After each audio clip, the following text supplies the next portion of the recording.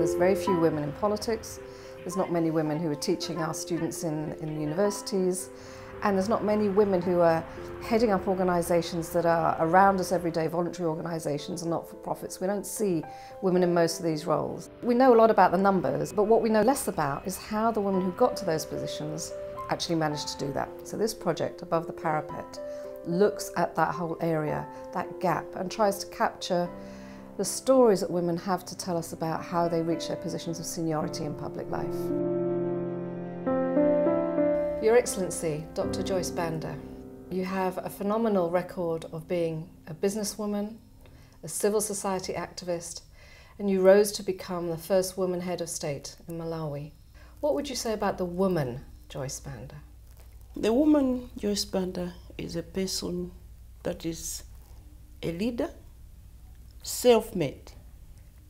I am a woman who has tried to live my life reaching out to make this world a better place for all, both rich and poor.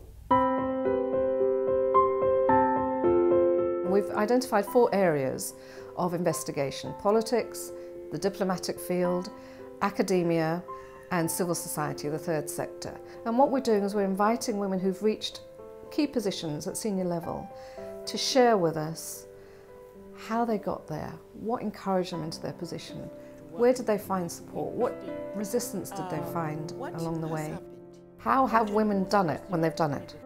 My grandmother was a very strong woman. So what she taught me very early in my life was that you can only reach out and help others when you have enough. This world is about work. You need to work to empower yourself. And you don't have to be a man or a woman to achieve that.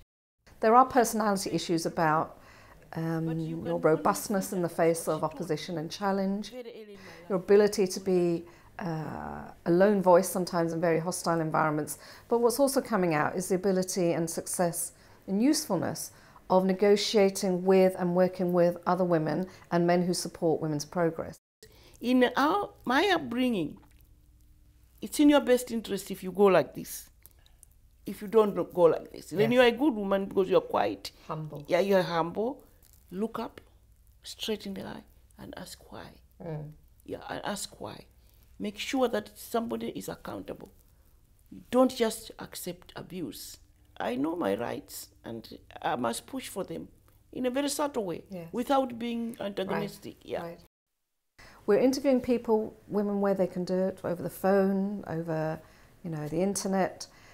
Preferably in person, because it's so much richer when you can do it in person. And for some key women, we have the funds also to invite them to come and join us at the LSE for a week or several days, to sit and have very intense conversations with us, and also to give them a chance to sit and reflect, which most of them don't have the time to do.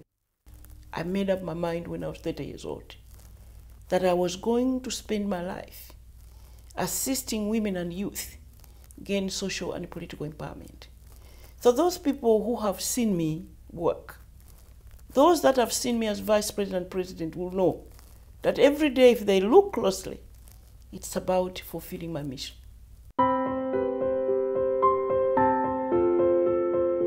Get in touch with us. Tell us who it is that has inspired you, who we should speak to and from whom we can learn. Let us know who also you think would learn from our project and who we should get in touch with at this point.